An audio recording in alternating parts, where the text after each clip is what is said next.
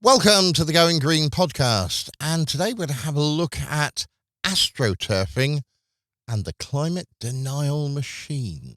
Now, when I was talking about astroturfing, I thought you meant the idea of replacing sort of ordinary grass with sort of plastic grass that's going to last forever. And I thought you were going to go on about that and talk about that. But you didn't mean that when you were talking about astroturfing, did you? No, I didn't. And it's one of those things that have developed out of, I see, other things where very much like how you're replacing grass with artificial grass, it's the idea of not greenwashing in regards to the fact that you come out and say, "Oh, we're green," and yet all we're doing is we have a little green in our bad. I think a bad company, bad product, our carbon intensive product, and yet we're saying, "Oh, we're planting trees. Look at us, how good we are," and and that's for the company or a company to show off. But astroturfing essentially is, as you say, is the replacement of green with something else, and it looks green, but it's all made of plastic. Like technically it's worse. Now, that's not to say that real astroturf isn't a bad idea, but it's the replacing of making you look at it, it's a green lawn, and then when you get really close to it, it's all plastic. That's the actual terminology of why it's called astroturfing. Is not for paving over or glancing over. Is that it's the replacement of far away. It looked green. If you look on the detail, it's not. So let's suppose my company wants to, let's say, build a new coal mine. I found some coal on my land up in sort of deepest, darkest England, and I fancy doing that. So what I could have is, well, I'd need some sort of group, some sort of pro, sort of coal, sort of research institute or something that could expound the values and the greatness of what we're actually trying to do and how necessary it is to try and help me. Yeah. So in this regard, we're talking about a little. It's a little. I say little PR firm. Little is a such a word, but it's by a group known as Wood Mackenzie, Ooh, and you're naming someone, yes. well, it's easy because it's in the report. And they're a PR firm, okay, and they're meant to. They were employed by the coal miners up in the north of England, and basically to not present or they were funding research. And that's all they were doing. They weren't making it up. All they were doing, they employed someone to do some research and present their findings. And this was about a coal mine And this is set up, a gas mega project in Mozambique, isn't it? And a new coal mine. yeah. Yeah. So it's a whole system. Anyway, so this firm, hired someone to do a report on the benefits of coal, or more precisely, why there should be a coal mine. And he presented all his findings, and his findings were sound in regards to if we weren't burning the coal for power and we were burning the coal for creating something like steel, then suddenly it goes from just wasting the coal to actually being a, a, a resource, or more sort of a. Because you can't make steel without, at the moment, without things like a good carbon source. No. And so it was this arguing that we need this coal mine so that we could actually do the clever thing of lots of places are building coal, mining coal for power, and not many places are mining coal to make coke, which is used to make steel. And so if the business plan of your mine is to then go for the coke industry, as in I say the steel, but it's the non-power based coal industry, rather than to mine coal for power, then it's one of those things where it's seen as sort of there's the I'm not saying the environmental problems and cost, but you could sort of argue that the benefits of doing for the coke and the how far it weighs than go by digging it out for power, and so we could use it as a strategic resource, and we could sell it on, and therefore suddenly we're now generating money instead of just digging it and wasting it. We're actually creating basically a chain in the economy, and that was seen as the benefit. And that So we have to point out that burning coal for making electricity, it does make a lot of pollution. But if you want to make steel, the only way you're going to make steel is a chemical reaction, and you've got to react the iron ore with coke, a carbon source, to try and sort of make the steel. Because if you don't have the coal, the coke as a raw chemical, you can't make steel. Although maybe you can, looking at some later research, but we'll come to that maybe another time. So anyway, this is this whole idea. So that's how the UK government was persuaded by this research, which is it was not denying anything. It was just merely stating the the analysis of one side that the coal mine would have to happen. Fabulous, wonderful. You can take it or leave it, your opinions on it, but that's what's the research done. The next part was upon the foundations of this research. If you're then building things for the economy, what happened was it's the reason for justifying things elsewhere. So the UK is currently helping a Mozambique build a natural gas power station, which is fair, and that's fine. Even though technically you shouldn't really be building a gas power supply, but that's a different story. Yeah, you should really be thinking this day and age about a renewable source, shouldn't we? Yes. And so the major thing is, of course, the UK has pledged not to build any fossil fuels. And yet we're building a new gas turbine power plant in Mozambique. But this report, or using this report, it is argued that basically because although it's in Mozambique, we're not doing it ourselves, we're not affecting us. However, we're trying to generate or stimulate Mozambique's economy by giving them cheap power, and hopefully that will then pay for the benefit. So we're using some of our worldwide carbon emission credits to basically say we won't, to buy out, because Mozambique can't afford huge amounts of carbon credits to emit, and so we're basically deferring a bit of ours. Instead of building up one in here in the UK, we're saying it's the same one, because globally it's like one more power station isn't going to make enough difference. But the critical point about this whole report isn't any of these arguments, is that it's actually the foundations of it was arguing that realistically we're looking at maybe 2 degrees of warming, possibly 3, and that one power station isn't going to make a difference. 16, yes, but one won't.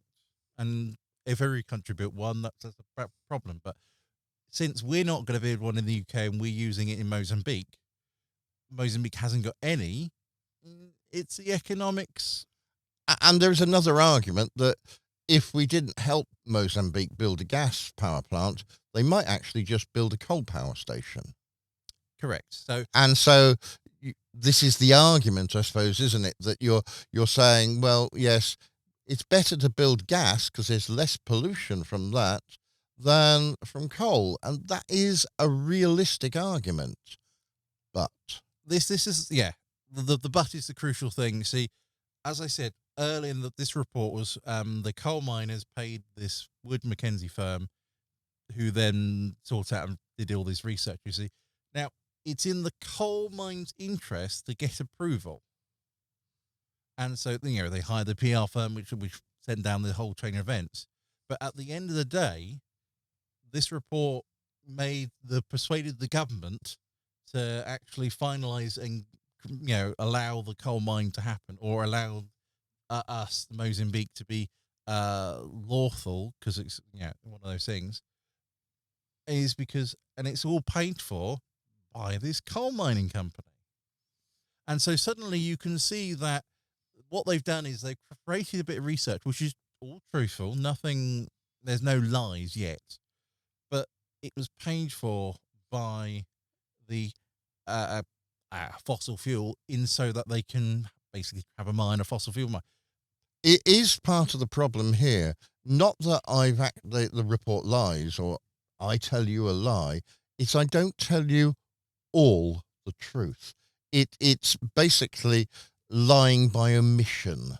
Yes. Now, you might think this is bad. However, this is all public and true and known. We know this. But what happens more in America, which is why the astroturfing is, and also in Canada as well, is that you have basically these oil firms. They hire a PR firm to basically justify to their case why there needs to be an oil derrick, somewhere, and so what they do is basically they create a fake, or not fake piece of research. In America, there's lots of more fake research, but it is not the truth. It's a lie by omission, and so But they're making fake grassroots organizations, though. Something we can't easily do in this country, because when you create sort of organizations, we have to have, and they're usually charities, and they're bound and regulated by the Charities Commission, and they have to have certain sort of things. But you're telling me in America and other countries, this isn't always the case. no. So let's say a company wanted to build an oil derrick. Let's go with that one. Yeah. Right. And let's say you're against it.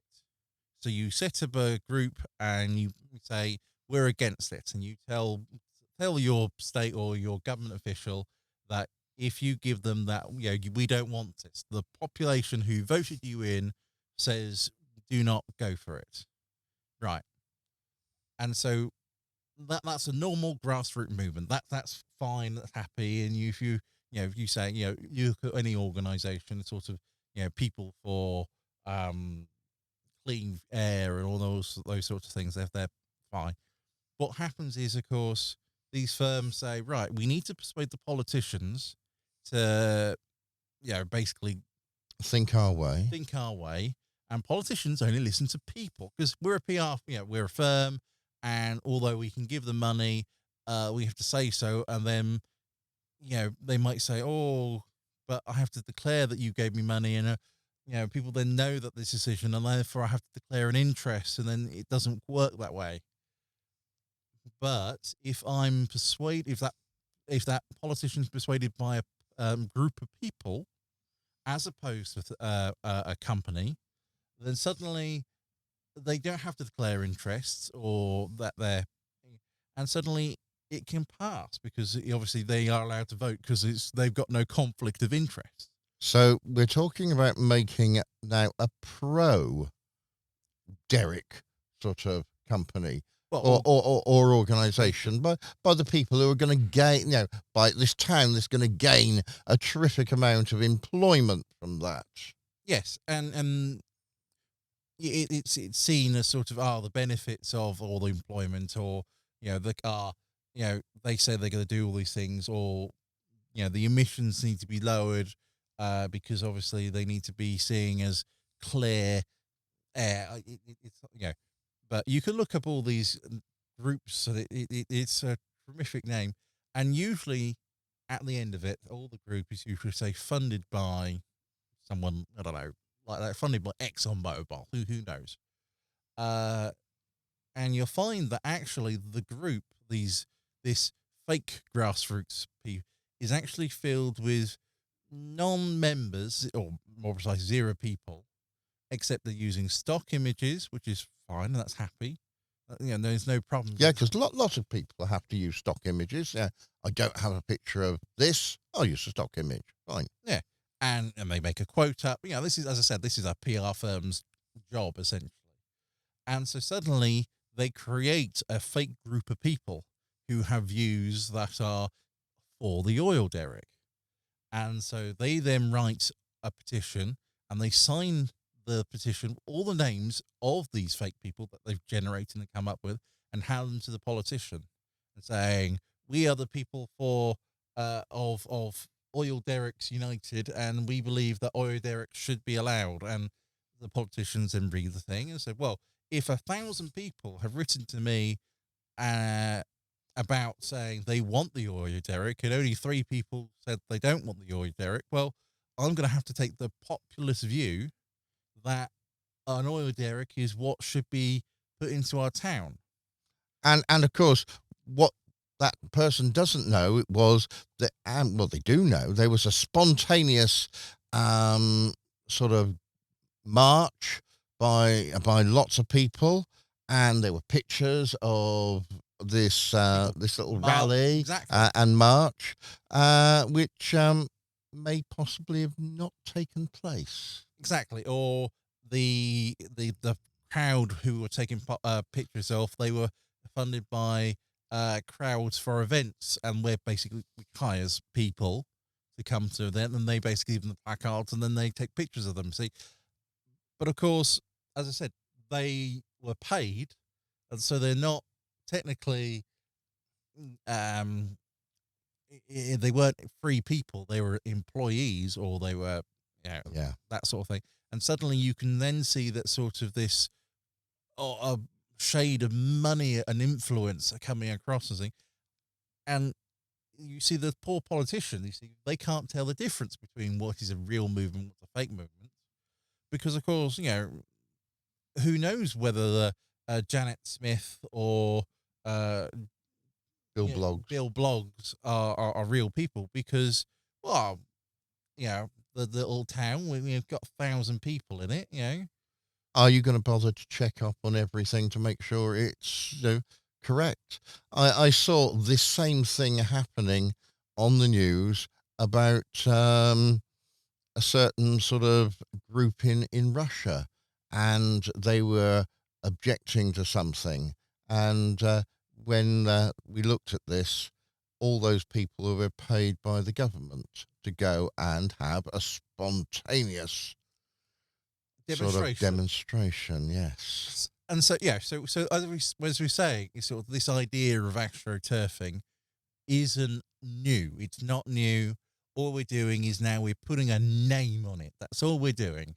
And suddenly we can now talk about it because we've named the thing, and we've named what it is.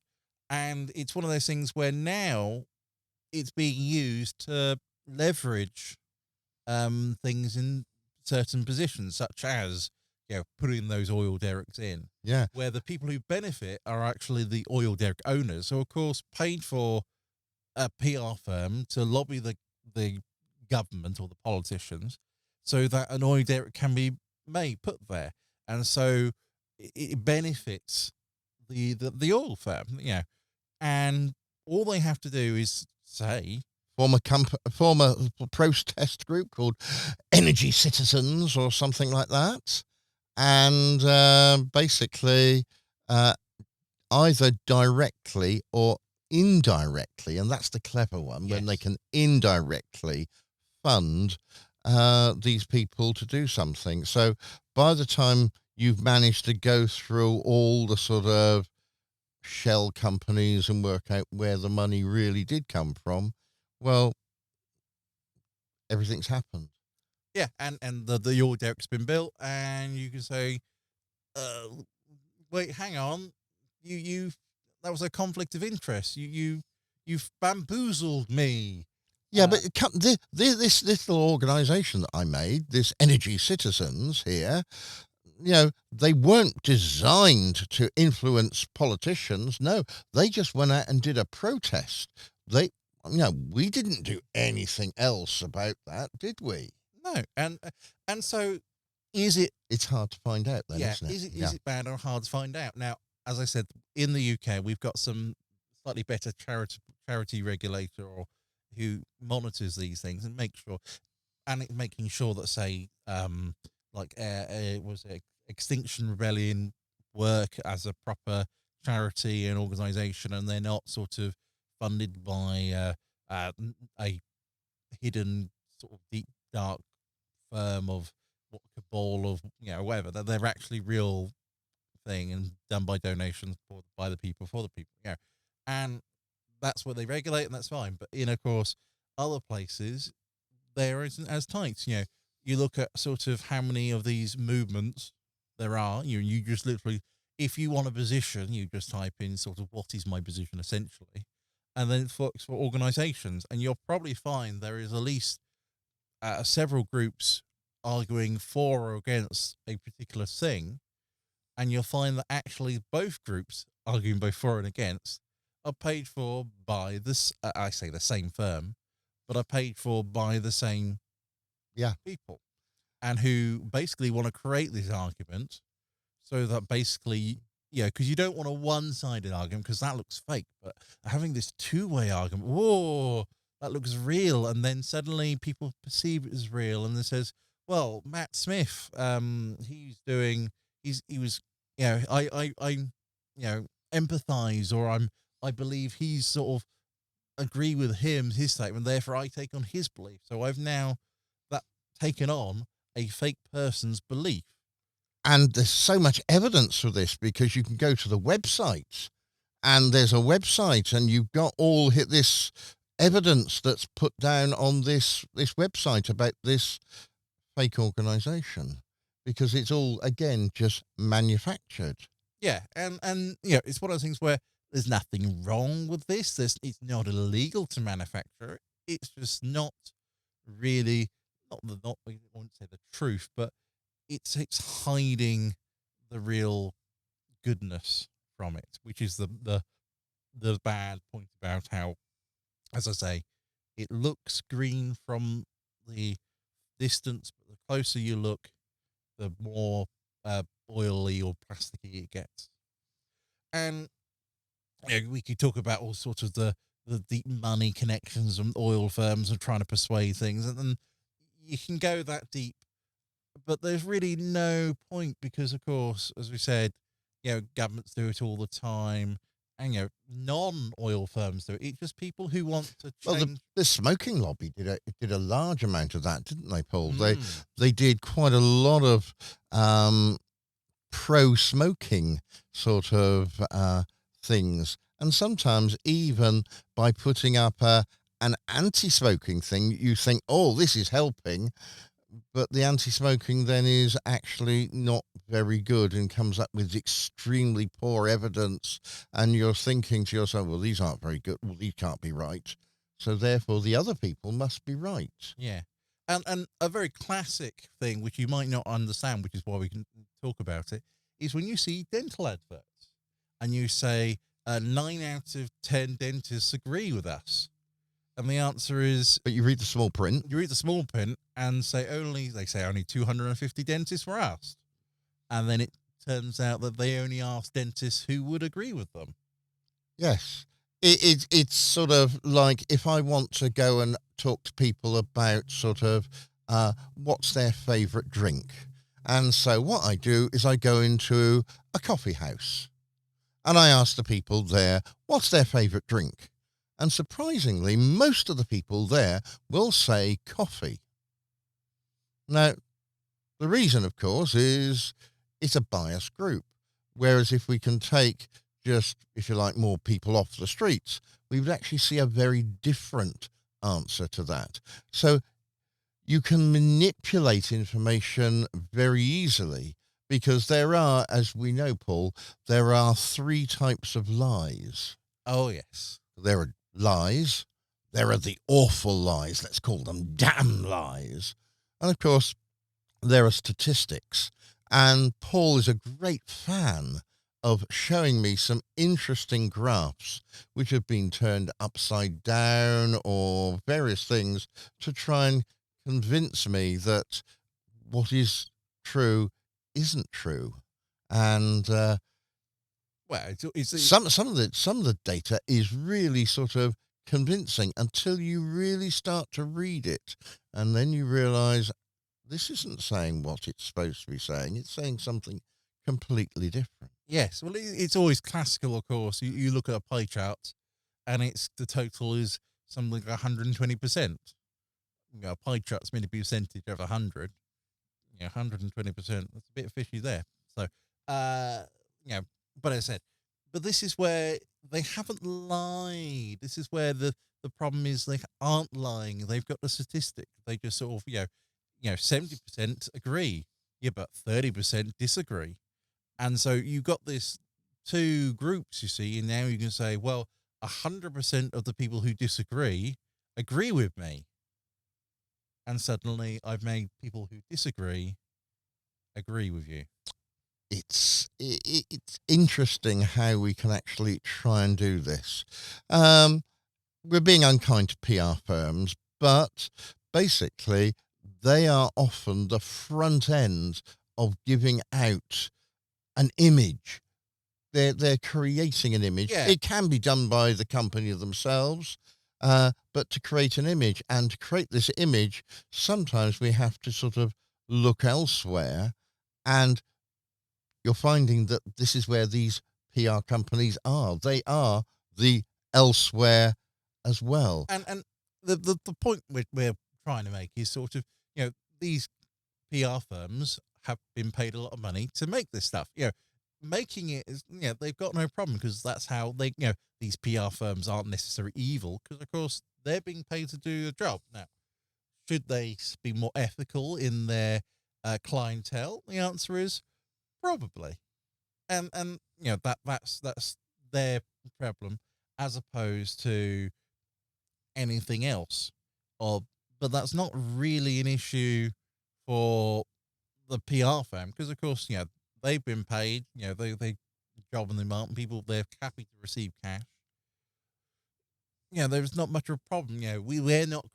They never at any point say they aren't creating fake things because they're just creating things. It's like an artist. But they just create. Whether or not it's a fact or truth or fiction, that's for you to decide. And unfortunately, it's a problem of they attempt to make sure that it looks like they're reporting fact, not fiction. And it's hard to find out if they're lying or being untruthful because it's not that they are untruthful, they're just omitting the truth. And that is much harder to find than actually.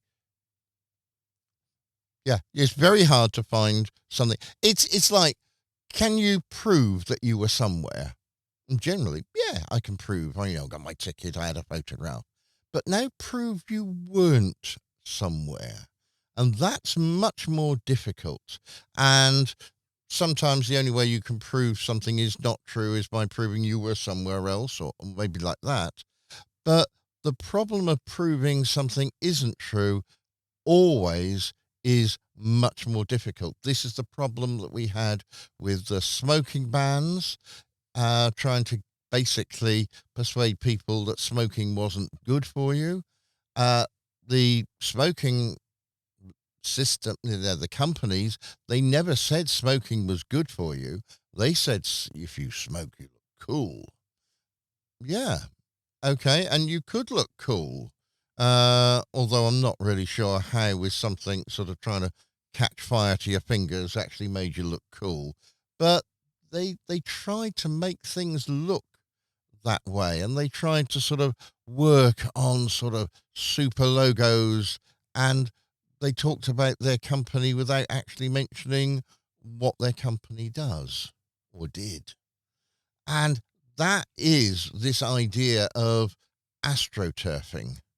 The idea, I suppose, of trying to put in something that is sort of superficially true. Yes. But not. So there are case studies on lots of these things. If you do some little research, you can find this. But be careful, because most of this research you'll probably do by having a look at websites. And of course, when you look at a website, how do you know that website is based on a company or what that evidence is? When I have all my students, they give me various bits of research and they say, I found this on the web. And I often give them another website, and there they find that all these things aren't true. And it's because I've put up a fake website for them, and it is just on my website. There's this bit that says it is actually a fake, and it puts in a load of rubbishy bits and pieces, and the students can sort of get those and copy and put them into their reports to try and show that things aren't always what you see. So you have to do research carefully. You have to look things up. I always suggest they look in books and journals because that is being sort of tested. But Or for at least things reviewed. and reviewed, yeah. But for things like little organizations going out and marching and maybe on the news, just because it's on the news doesn't necessarily mean it's true. You've been listening to the Going Green podcast, trying to sort of delve into this new idea of astroturfing, a new name for an old thing. We'll be back next time with more things on Going Green. Until then, it's goodbye from me. And a goodbye from me. Bye bye. Bye.